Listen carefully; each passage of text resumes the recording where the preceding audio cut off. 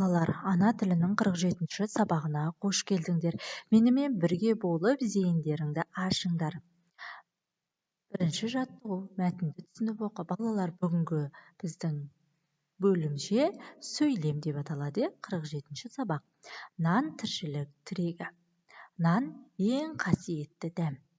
Нан ұсағының өзі киелі. Нанның ұсағын жерге тастама, обал болады дейді ата-әжелеріміз. Себебі нан тіршіліктің тірегі. Нанды ысырап етуге болмайды. Ешқашан нанмен ойнама. Айгүл Ағыбаева. Мәтін мазмұны бойынша өз ойыңды айт. Мәтін неше сөйлемнен тұрады. Балалар, бірінші мәтін мазмұны бойынша қалай ойларыңды жеткізетіндіктеріңді мен сендерге айтып берейін. Нан ең қасиетті ұғым. Оның ұсағын, қиқымын жерге тастауға болмайды. Мысалы, біздің ата-әжелеріміз де осындай өсиеттер қалдырған. Нанның ұсағын жерге тастамаңдар, обал болады деген.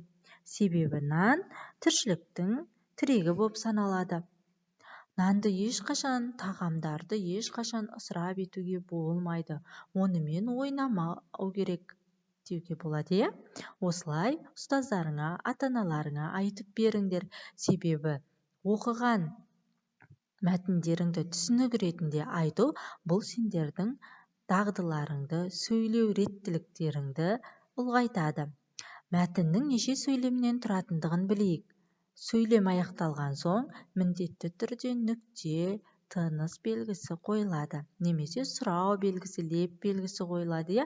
Ал үтір сөйлем ортасында, басында кездеседі. Нан ең қасиетті дәм, бір сөйлем. Және нан ұсағының өзі киелі, екі сөйлем. Ал дейді ата-әжелеріміз дегенге дейін үшеу. Себебі нан тіршіліктің тірегі төртеу. Нанды ысырап етуге болмайды бесеу. Сонда қанша? Ешқашан нанмен ойнама. Алтау, 6 сөйлемнен тұрады екен балалар. Менің каналыма тіркеліп, тегін кітапшаларыма ие бол. Екінші жаттығу. Балалар, бірінші суретке қараңдаршы. Қандай керемет, бұл қай жер? Егістік даласы. Атасындай барастың, тұр ғажайып ақ бидай. Асырайтын бар шелді, біздің байлық ақ бидай. Өлеңді көшіріп жазамыз. Менімен бірге тағы қайталайықшы. Атасындай бар астың, тұр ғажайып ақ бидай. Асырайтын барша елді, біздің байлық ақ бидай. Ермек Өтетілеуұлы.